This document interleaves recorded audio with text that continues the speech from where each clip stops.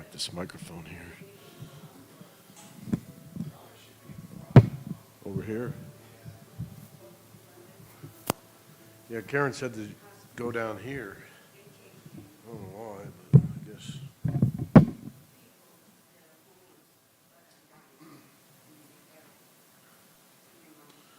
Okay, so I'll put that there.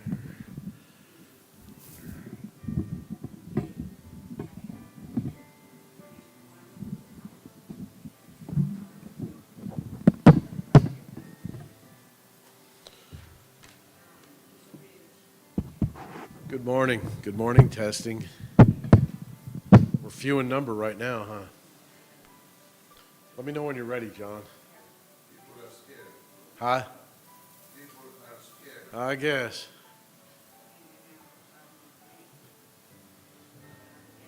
Men's hearts failing them.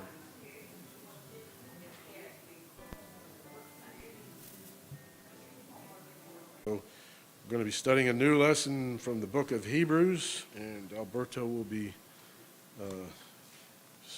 presenting the Word of God to us now. Thank you.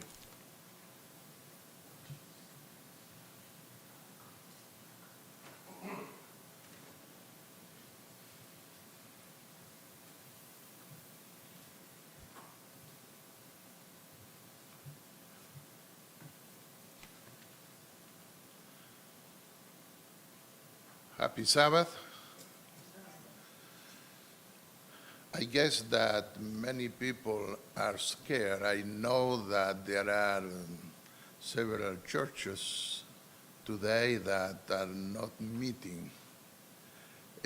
I don't know in this conference, but I was told by a friend who is in Massachusetts that he would take the lesson by Zoom because no one would go to the church. The pastor has COVID, some elders have COVID, and several members. It seems that is not as dangerous as in 1 or 2 years ago because physicians know how to deal with that anyway. There are people even dying. My son Daniel, who is a physician in Gordon Hospital, a Seventh-day Adventist institution, which is about 50 minutes from here, he told me that more people are coming to the hospital. Unfortunately, according to him, practically all of them were not vaccinated. And in one case, there was a person who took the vaccine, but it's not complicated, it's easier for he is not in danger. But when they come with problems to breathe, it takes 1 week, 2 weeks, or 3 weeks, and the person finally dies.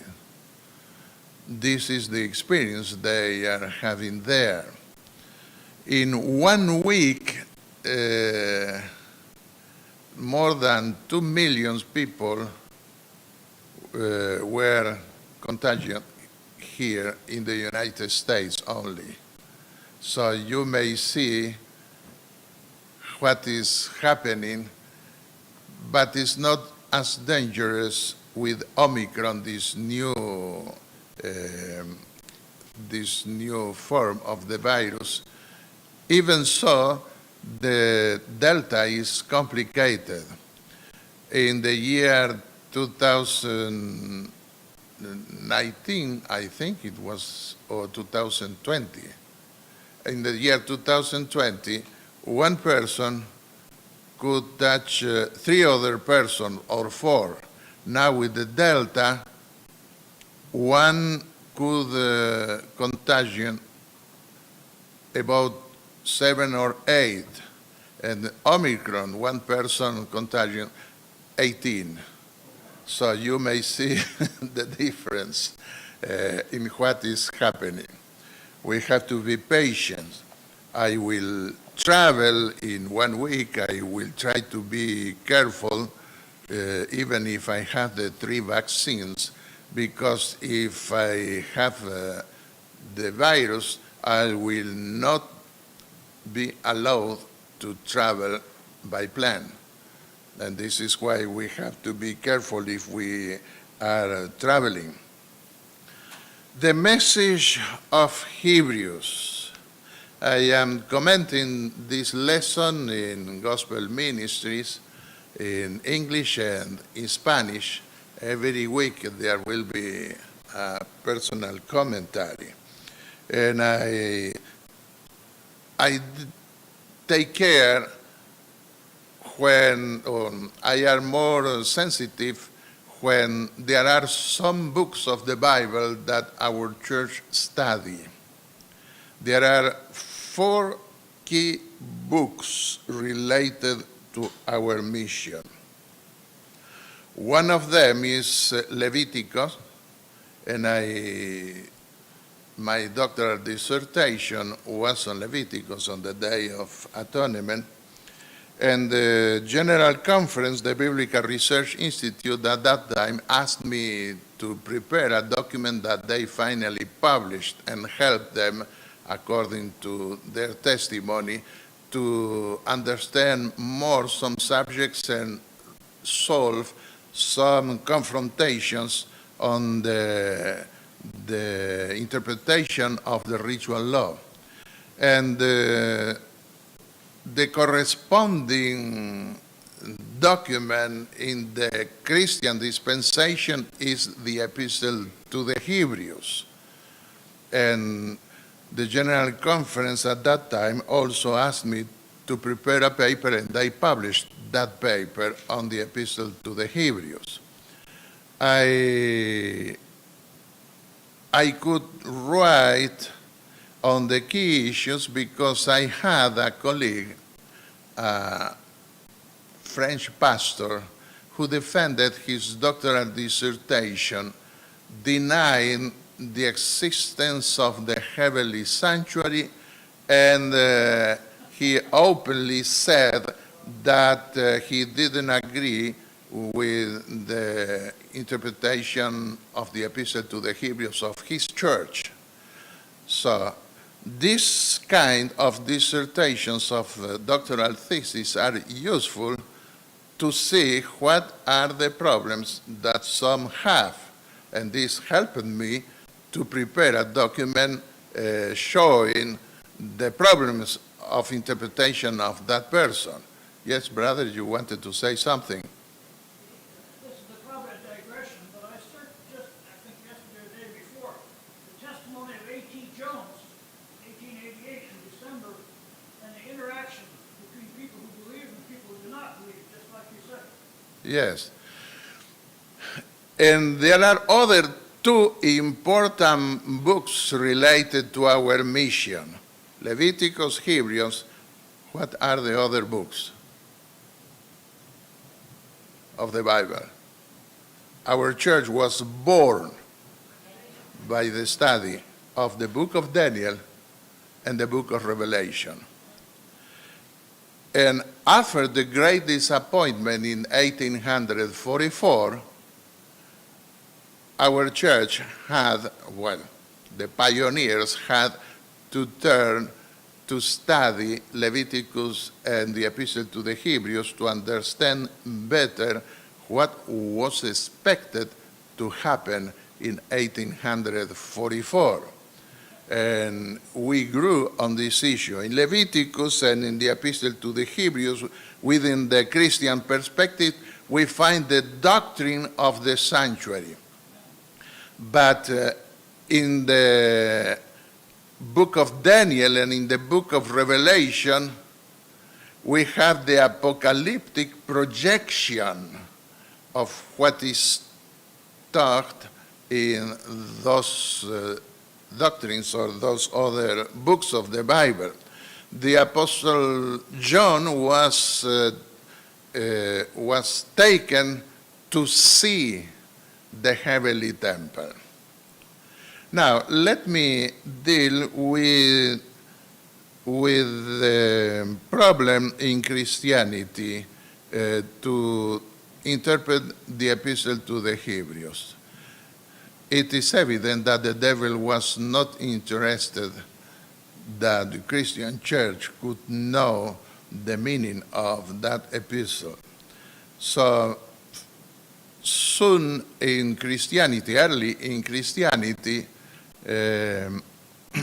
many began to think that with the conversion of the Roman Empire, there was no necessity to look up to a heavenly temple to solve the problems of humanity, because they thought the world would be converted, and so we could solve the problems here.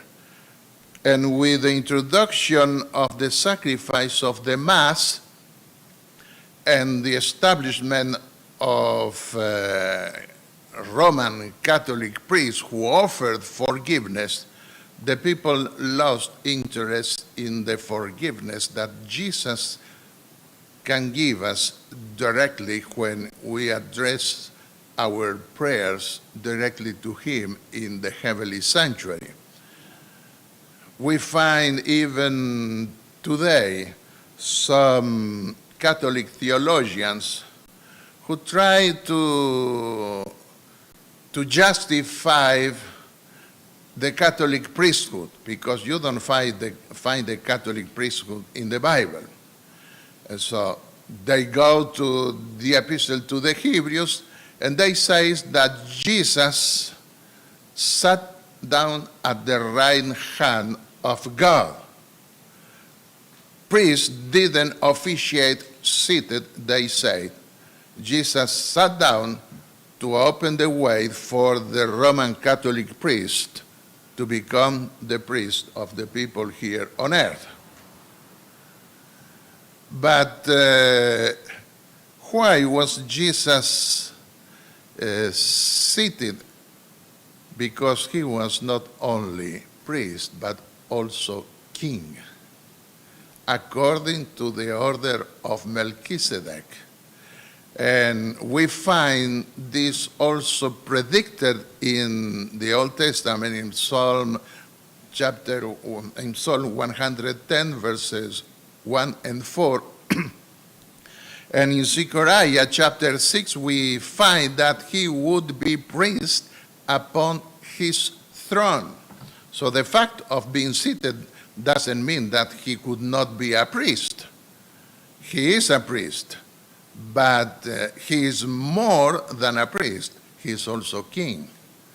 And this is what we find sometimes some differences between what the Aaronic priest did and what Jesus can do, because Jesus is more than the Aaronic priest.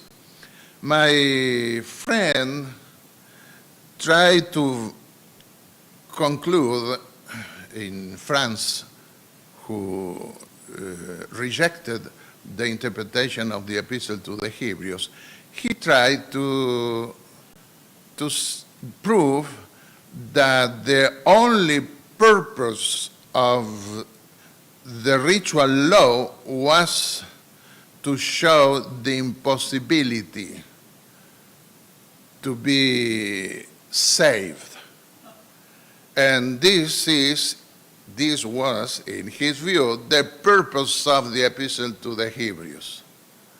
One of the scholars who was in the jury, a Protestant scholar, looked at him and he told him, "You didn't convince me. You may have problems to understand what the apostle wanted to say, but for the people in the first century, they thought differently from us today." Okay, Now, after that, we can go to the Muslim view that appeared a little more than half a century after the crucifixion of Jesus. Muslims don't believe in the sacrifice of Christ either. And the Jews, of course, don't accept the sacrifice of Jesus and that he is a high priest. But Muslims neglected the fact that Jesus was the Son of God. And in their view, when you read the Quran, they say that the one who died was not Jesus, but another person whom the Jews believed was Jesus. This is an invention of Muhammad. So, we go to modern times, and another way the devil finds to distract the attention, to turn the attention to another way, was to cause Christians, liberal Christians, to believe that the apostle who wrote the epistle, he would not be the apostle Paul, but some Jews from Alexandria under Greek influence. And for the Greek people, in heaven you have everything that is spiritual, not material. This was the Greek thought. And this is why my friend rejected also that there is a heavenly temple. He said that the temple is a symbol of the presence of God. No, the earthly sanctuary is a symbol of the temple of God, but it's not a symbol of another symbol. It is a symbol of a reality. Now, some days ago, the European Spatial Center, together with the NASA, the American Spatial Center, sent the greatest telescope to the space to explore the universe. It took several years to construct this, and thousands and thousands of $millions were spent for that. That telescope could eventually see from the moon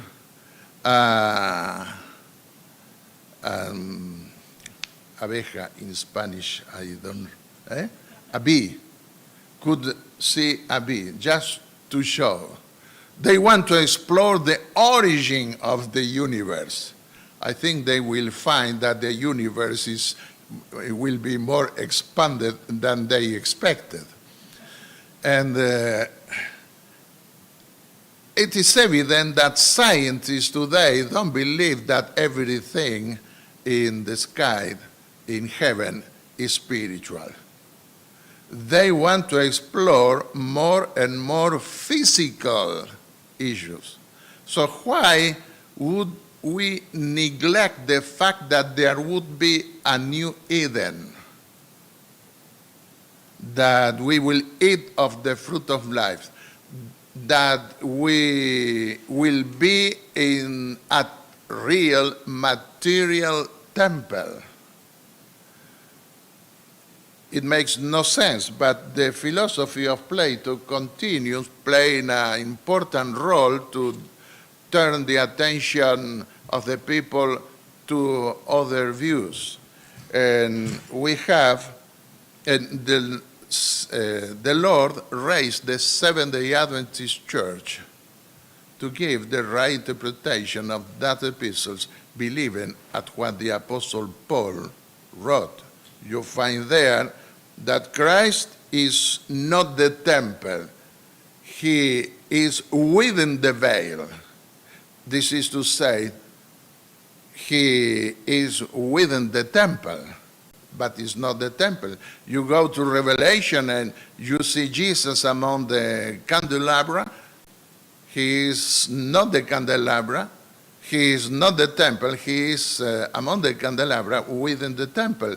And we can see this in several instances. So the trend to spiritualize the heavenly temple doesn't work if we are careful in the study of what the Apostle Paul and the Apostle John wrote on the subject. Now, I find that the epistle to the Hebrews is an extraordinary epistle. One of the most extraordinary epistles. The person who wrote that epistle was a great theologian, because after writing so a tremendous epistle, he concluded in chapter 13, I think verse 8, saying, I had written you briefly.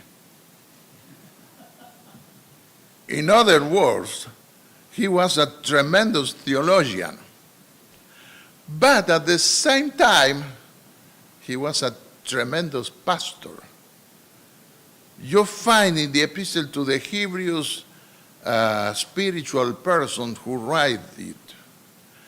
He speaks about heavenly realities as someone who knows. He doesn't hesitate to say, to speculate like Greek people used to do. He went there. The Lord took him to be able to witness at what he saw there. And in that case, he was able to do the connection between the earthly temple with the heavenly temple. And he is constantly concerned for the salvation of the Jews, of his brethren Hebrews, who were converted and they couldn't understand the role of Jesus as a high priest. No one had understood until that moment well the purpose of the ritual law connected to the heavenly ceremonies, the heavenly intercession of Jesus. And the Apostle Paul didn't invent explanations. He went back to the Old Testament and he saw that the theology of the Old Testament projected the ministry of Jesus, but he had to explain this. How could Jesus fulfill his mission in the heavenly temple, in the heavenly sanctuary? And even if there are correspondences, he realized that there were also contrasts. Some theologians take the contrast and say there is the new ministry of Jesus as our high priest has nothing to do with the Old Testament. And others see the correspondences between the Old Testament and the New Testament, and they say, yes. The Apostle Paul explained the contrast. He kept the correspondences between what the Aaronic priesthood did and shows how Jesus fulfills it in heaven, but there would be also contrasts according to him. But every contrast was anticipated, foretold by the Lord in the prophecies of the Old Testament. Yes?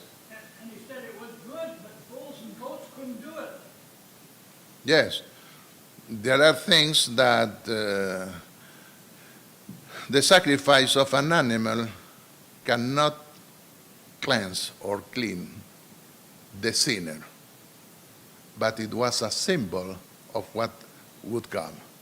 And this is why in the epistle to the Hebrews you find that the Apostle Paul shows the more excellent ministry of Jesus. There is a better covenant, a better priesthood. So he tried to show that they are approaching God by faith through Jesus in the heavenly temple, not needing to sacrifice any more animals as they did in the past. And there is a veiled prediction of Paul that the sacrifices of the earthly temple was becoming obsolete, was becoming, would disappear. The apostle wrote the letter just a few years before the destruction of the temple of Jerusalem, probably 4 years before, or a little more.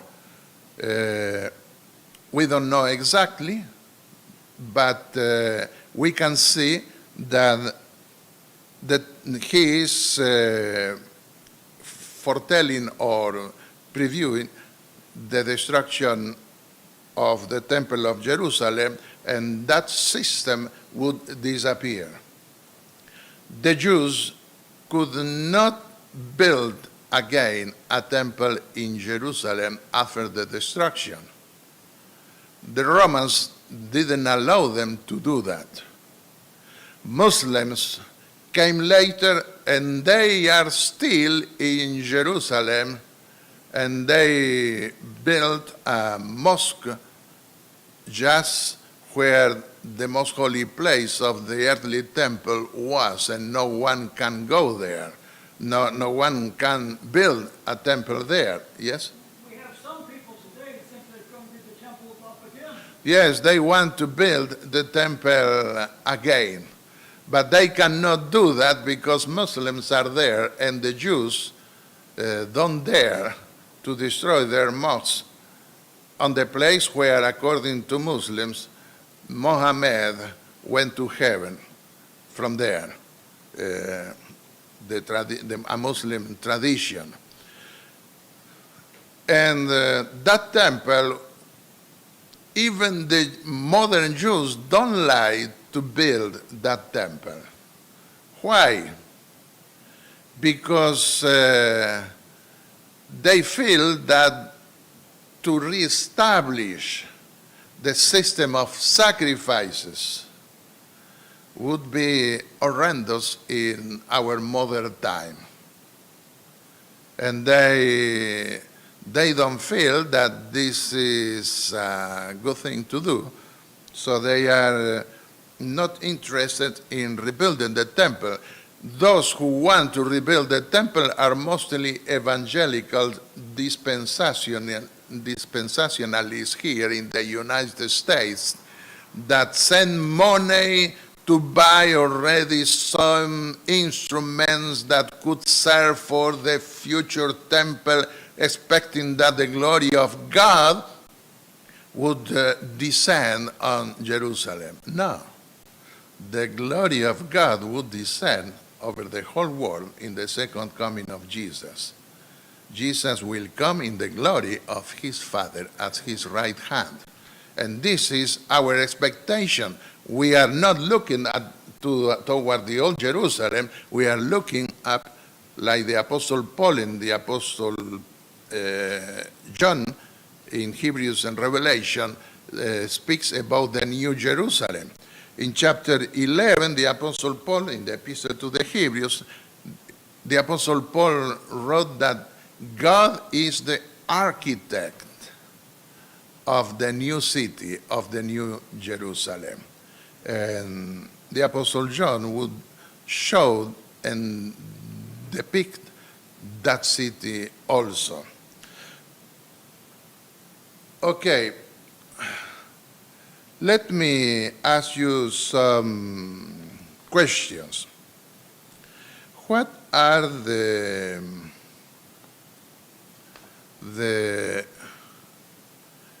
principal pastoral concerns of the Apostle Paul in that epistle?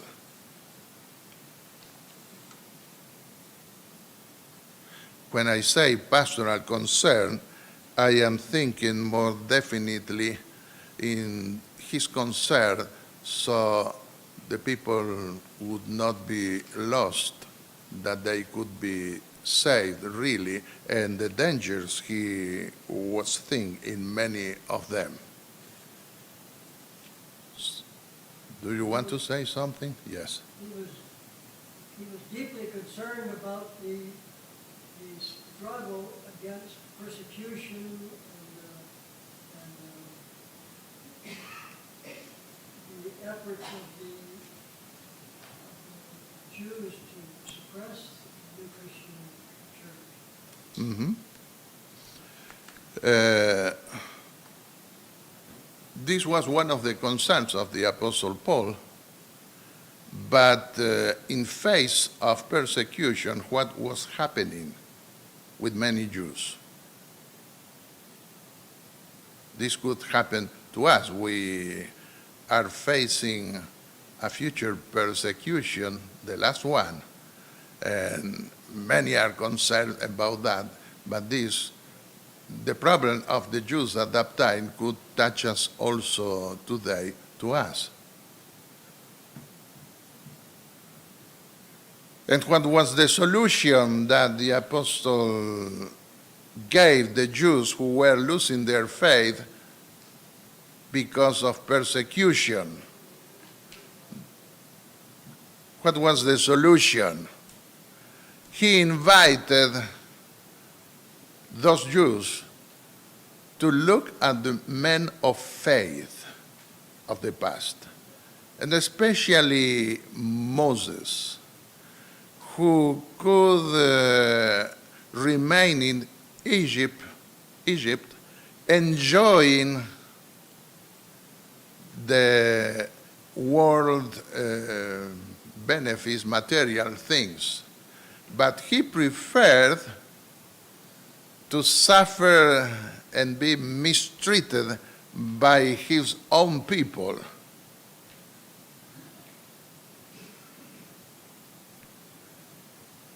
Were you sometime mistreated in our church or not?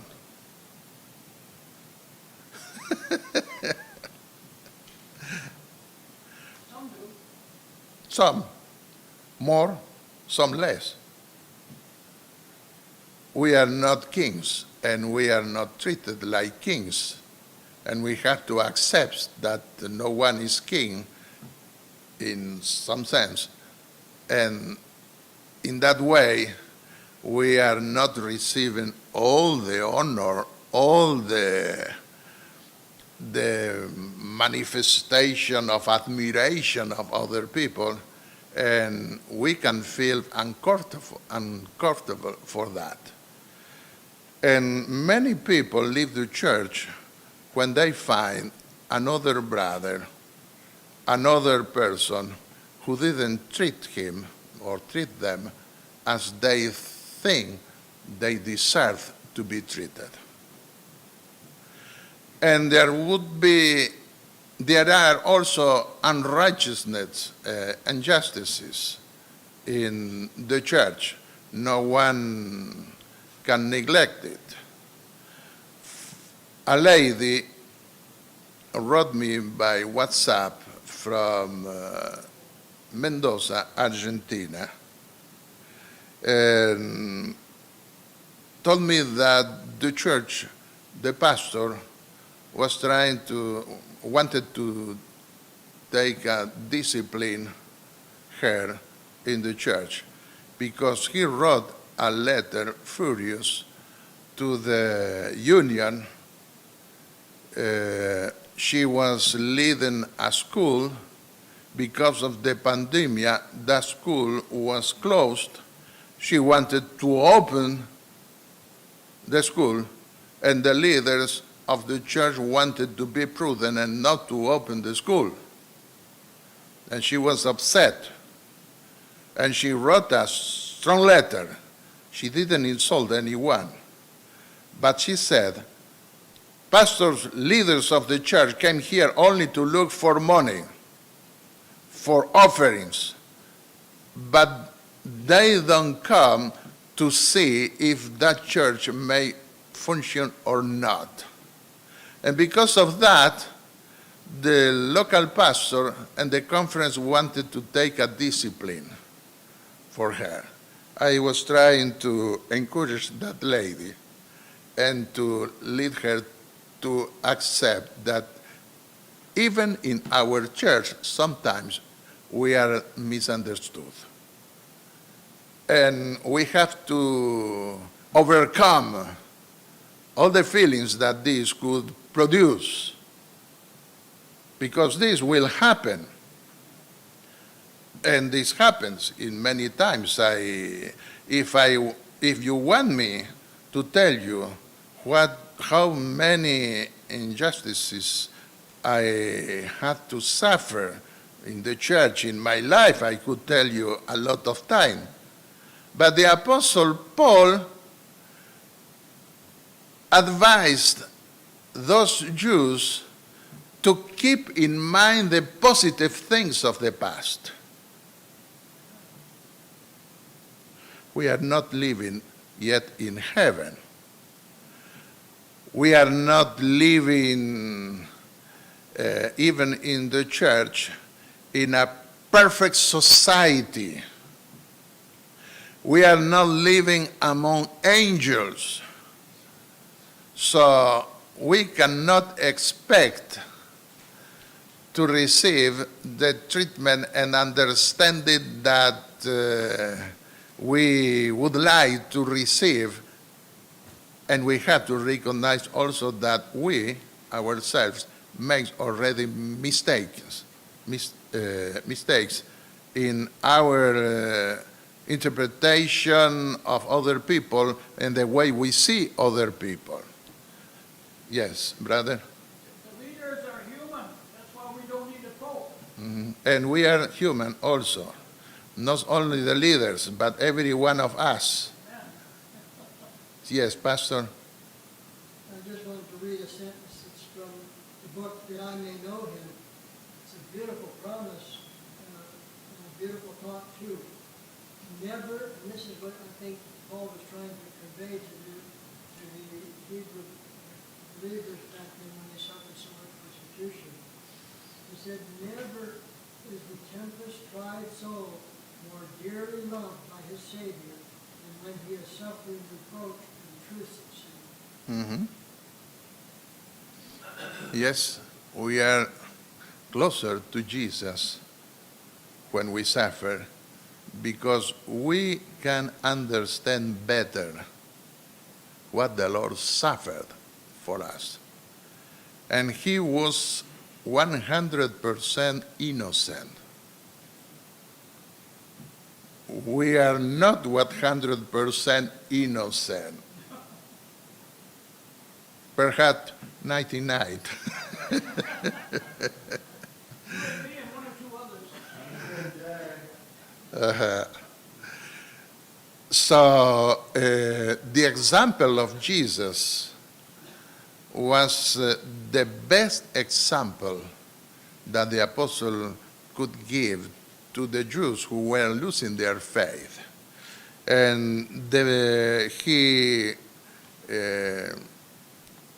he appealed, he called them to put their eyes in Jesus, the perfecter of our faith. Because if we begin to look at our side, we will find many wrong things. But if we persist, we persevere to look at Jesus, we will overcome.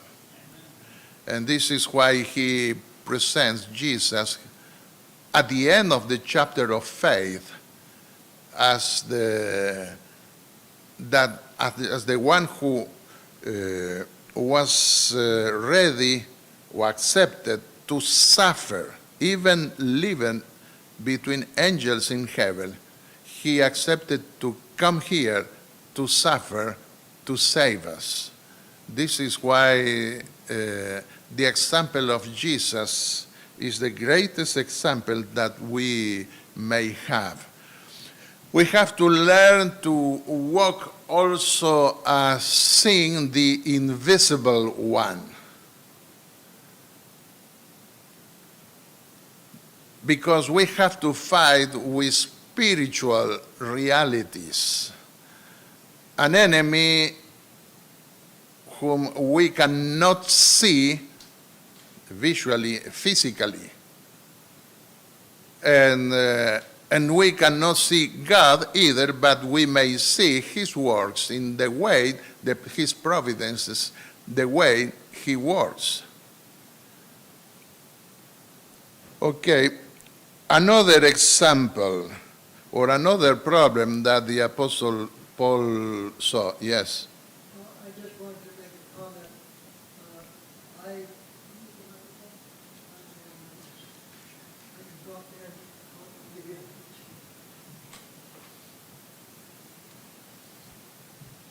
Does it work? Yep. Okay. I just wanted to make this observation, Dr. Traer. We're very good friends. We both speak two of our favorite languages, he many more than I, but he and I both enjoy and understand Spanish and English together. And he just honored me above what I ought to be honored by calling me pastor. I'm not a pastor, although I have pastored, in a sense, several flocks, but I'm not pastored. You are not a pastor? Not in the You sense. were not ordained in the No. church? No. I didn't know that. And I just wanted to correct that so that nobody would think I was taking an honor that doesn't belong to me. But I appreciate your kindness in recognizing as shepherds of different flocks and as head elder many times. We have the opportunity to serve as pastors from time to time, but I'm not an ordained pastor. Oh, Thank you. anyway. He's a layman. And they're going to finish the work, not the pastor. Well, but you are an elder, and the elder and the pastors in the New Testament were the same. The difference probably is that some are paid and others not, or they work officially and others not. But thank you for, I didn't know, I thought that you occupied a high position in the Asia in our church, but okay, thank you. So what other examples we can find in the epistle to the Hebrews concerning the pastoral approach of the apostle, the pastoral message? We saw the pastor called the brothers, the Jewish brothers, to look to Moses, to positive things of the past. And Paul also exhorted his Hebrew brethren to search their hearts to prevent them from becoming soiled in the conflict and hardening them to the point of becoming unable to suffer for God's sake. Hebrews, we find this in Hebrews 3:12. And Hebrews 12:15, we read, "See to it that no one falls short of the grace of God, and that no bitter root grows up to cause trouble and defile many." So, when you are persecuted, you may become angry. When you are mistreated, or you receive injustices, you may have evil feelings. And this could be accepted as normal, but in a first instance, but we have to keep our heart under permanent scrutiny to avoid those evil feelings that may appear, make rude, because after that it would be hard to take it from there. I saw many people who left the church with root of bitterness. And the question could be raised, once a root of bitterness appears in the heart, is it possible for us to return, to have again a good spirit in the church or not? Has to be repented If repented, and change your thinking. I feel a commercial coming on for my sermon. we find it's impossible. Those terms appear, I think, twice in the epistle to the Hebrews. But it is because they are rejecting the cross of Christ. By the prayer of others, they could return. But it's dangerous. There are many people who leave the church for several years. I remember I was in Santo Domingo giving evangelistic meetings, and at the end of the second week, and after preaching Sabbath morning, and there would be a baptism the afternoon, and I would give my last message. When I went to give my last message, there was a young lady jumping happy, and she told me, "My father is coming." He was 19 years. He left the church 19 years ago. He didn't want to come to the conferences. And this morning, I asked my father, look, hear at least by the radio the message of this morning. And when the daughter returned to home, he saw his father crying. I cannot anymore. I cannot anymore. He went to the church, he was rebaptized, and he asked forgiveness to God. So even 19 years he could return, but how many don't return anymore? And the Apostle Paul in the epistle to the Hebrews warned the people, warned the brothers to scrutinize their heart to avoid the roots of bitterness that may appear in the different confrontations that we may have. There are independent ministries that fight against the organization of the church. In the United States, there are about 800 independent ministries. They are doing a wonderful work.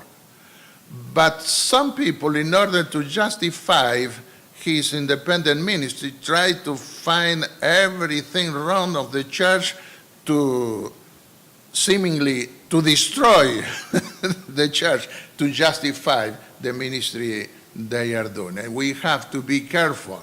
They say Babylon. What? They say Babylon. Some do. Yes, some of them do that. And there are problems, and we may criticize the church in different ways. What is happening in Germany, in Italy, what is happening in Australia, what is happening here and there. But we have to be careful not to allow the church being contaminated by the bitternesses of other people, by the problems that other people may have. Keep our eyes in Jesus, and we will be protected, and we will reach finally the prize that awaited for us. Well, the time is going, but there are several other exhortations. One of them is the trend to stop congregating. Well, we are justified because of the pandemic. But I am receiving news from pastors. I have a pastoral lead from different places, and they are telling that after the pandemic it's harder for to call the members of the church to return to meet. Most of them come again to the church. Anyway, others prefer to be members of the radio or of the YouTube or other means. But it is necessary to meet together, to keep ourselves being brothers, not to be indifferent of the needs that others may have, and to love each other according to the message and the warnings of the Apostle Paul. I could mention also other points. I have 9 points here. The emphasis, I will take into account just one more. The emphasis of the urgency that the apostle places on the nearness of the end. We are living in the nearness of the end. And his message is more important to us than for the people there. Anyway, for many Christian Jews, few years later, the end came with the destruction of Jerusalem. And the apostle said that they were living, and this is what they understood the time of the end time, they were living in the time of fulfillments of what was prophesied and represented in the Old Testament. And in this sense, that final time would not be replaced by another dispensation. But that final time had a time of the end as written by the book of Daniel, and we are living in that last part of the end, called by Daniel time of the end. And we have to prepare for that. He warns also against immorality, that many people fall there. We have to keep our faith in Jesus, our look in Jesus, and to have communion with him, and to go to the throne of grace to overcome every temptation, and we will obtain victory. This happened to us. God bless you.